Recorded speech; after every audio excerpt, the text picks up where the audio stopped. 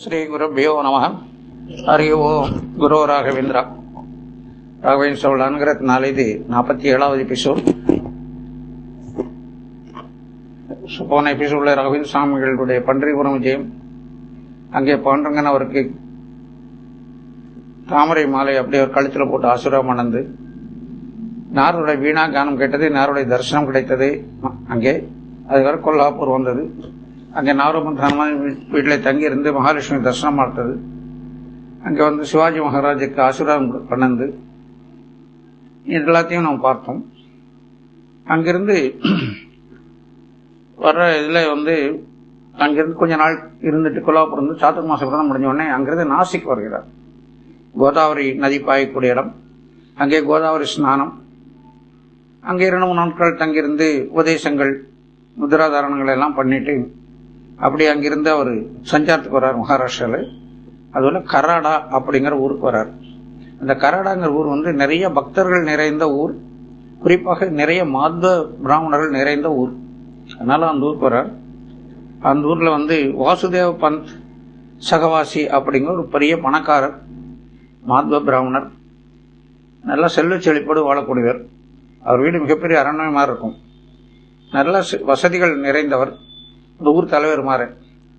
அவர் வந்து ராகவேந்திர வரதுக்கு கேள்விப்பட்டு அவர் உன்னை வரவேற்று அவர் வீட்டில் தங்க வச்சு சுவாமிகளுக்கும் அவருடைய வந்த பக்தர்கள் கூட வந்த சிஷ்யர்களுக்கும் தேவையான எல்லா வசதிகளும் அவர் செய்து கொடுத்து அவருக்கு கிராண்டாக பிச்சை கொடுக்கறது, மற்ற இடங்களில் பிச்சைக்கு ஏற்பாடு செய்யறது, மாலையில பாடம், இதெல்லாம் வந்து உபதேசங்கள், உபன்யாசங்கள், ராகவேந்திர உபன்யாசங்கள், தத்துவ விசாரங்கள், பாடப்பிரவச்சனங்கள், இதெல்லாத்துக்கும் அவர் சௌரியம் பண்ணி கொடுத்தார். ராகவேந்திர சுவாமிகள் கொஞ்ச நாட்கள் அங்கே தங்கியிருந்தார். ஒரு சில நாட்கள் முடிஞ்சோன்னா ஒரு ஊருக்கு புறப்படம் சொன்ன போது அந்த ஊர் மக்கள் எல்லாம் என்ன சொல்றாங்கன்னா, ராகவேந்திர சுவாமிகள் கிட்டத்தட்ட 15-20 நாளைக்கு மேலே இங்கே தங்கிட்டாங்க. நிறைய பாடப்பிரவச்சனங்கள், பஜனைகள், தத்துவ விஷயங்கள், இந்த மாதிரி நிறைய நடந்திருக்கு. அவர் இன்னைக்கு ஊருக்கு போற நாள் இன்னைக்கு வந்து ஒரு நல்ல ஒரு பாட்டு கச்சேரி ஒன்று வச்சா நல்லா இருக்கும். ராகவேந்திர சுவாமிகள் இசையில வல்லவர், இசை ரொம்ப பிடிக்கும். அவரே நல்லா பாடக்கூடிய திறமை பெற்றவர், வீணவாசல் நல்ல வித்தகரவர். அதனால அவர் ஒரு பாட்டு கச்சேரி ஒன்று வச்சு அவருக்கு ஒரு மரியாதை பண்ண மாதிரி இருக்கும். அதுக்கு ஏதாவது வழி பண்ண முடியுமான்னு கேட்கிறாரு. அப்போ அவர் சொல்றாரு, என்னுடைய பிரதமலாவே இருக்காரு, அவர் பேர் சுரேந்திரான்னு பேரு, சிறந்த பாடகர், ஹிந்துஸ்தானில சூப்பரா பாடுவார். ஒரு நல்ல பேரும் புகழும் இருந்தது. அவர் மேல் பொறாமை கொண்ட சிலர் ஏதோ அவருக்கு வந்து இந்த அபிச்சாரம் முறையில, அதாவது பிளாக் மேஜிக் பண்ணி அவர் வாய் அடைச்சிட்டாங்க. ஒரு நாள் இப்ப பேசவே முடியறதில்லை. அப்புறம் எங்க பாடுறது?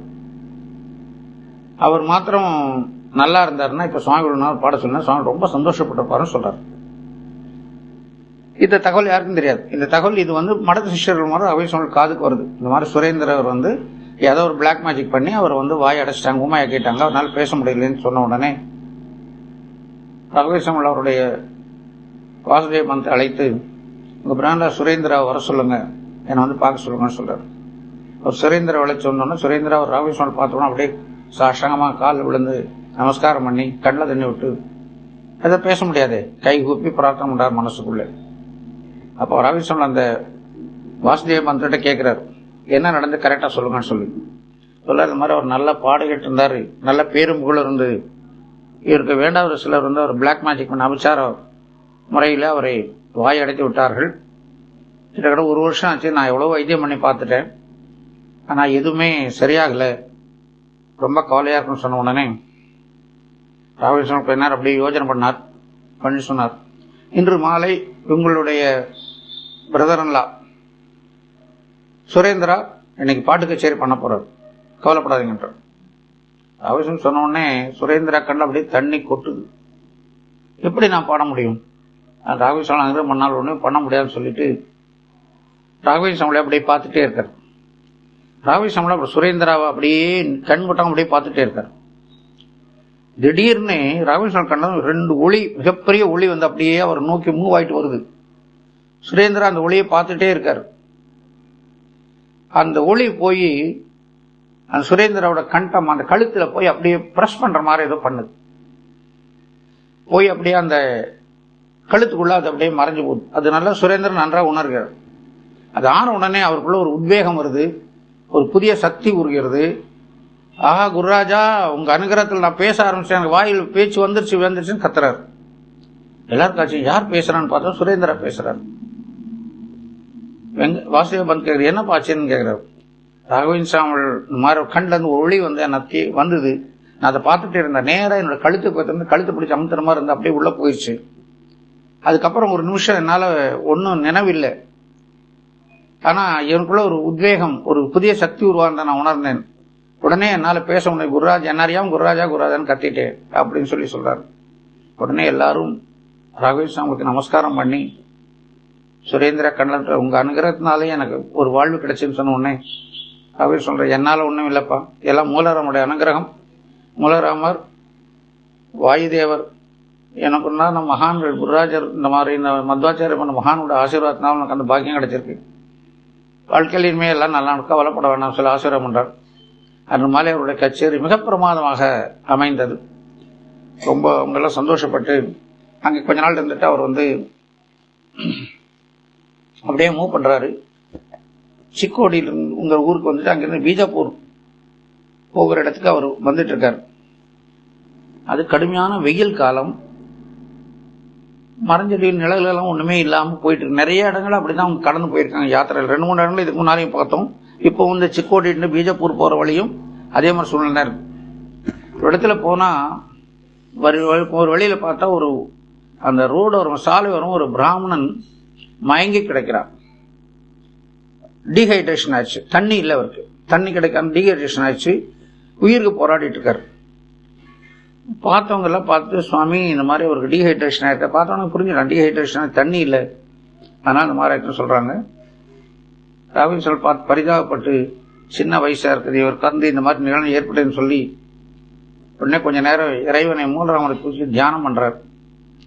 தியானம் பண்ணிட்டு தன் கையில தண்டத்தை எடுத்து பக்கத்தில் இருந்த ஒரு நிலத்துல பூமியில பாகீரதியை கூப்பிட்டு, பாகீரதி தாயே, கங்கா தாயே, நீங்கள் இந்த இடத்துல கண்டிப்பா சாநித்தியமாக வர வேண்டும் சொல்லி கொண்டு வேகமா அந்த தண்டத்தினால் ஓங்கி ஒரு குத்து குத்துறாரு பூமியில.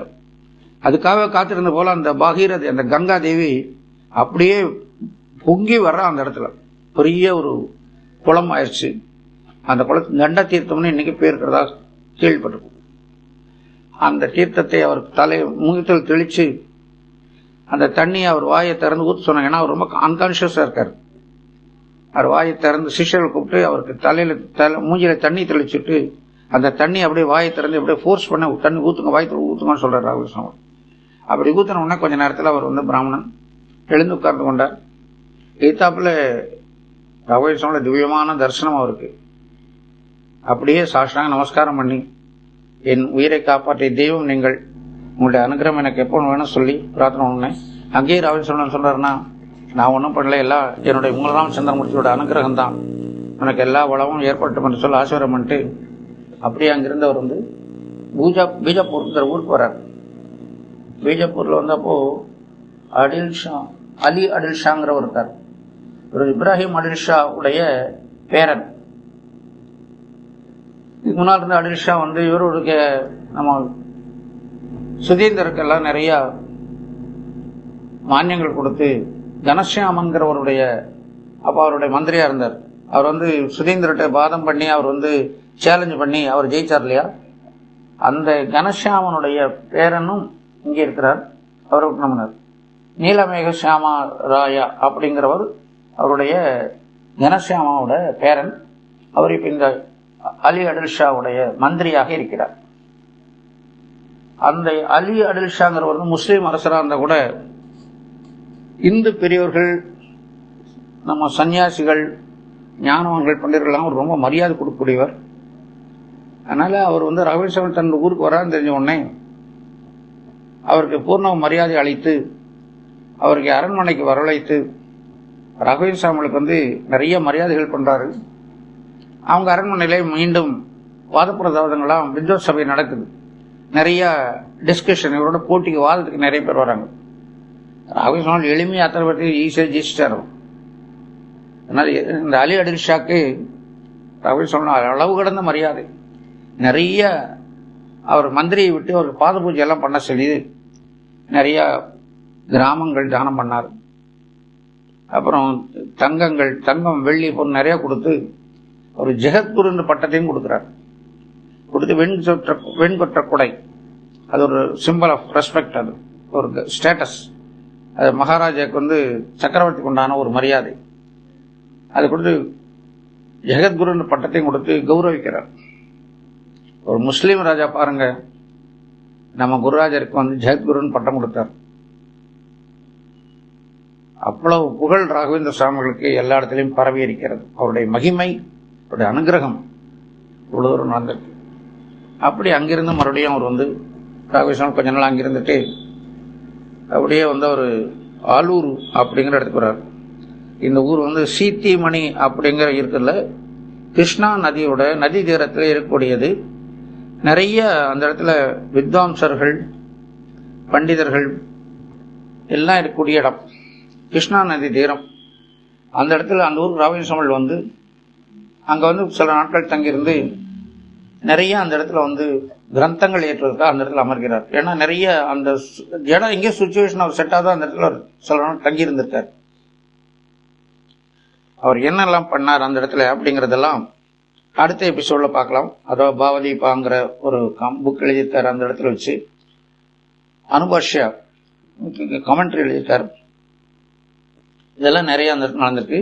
அதனுடைய விஷயங்கள் எல்லாம் அடுத்த எபிசோட்ல நம்ம பார்க்கலாம். குருராஜா அர்ப்பணம்.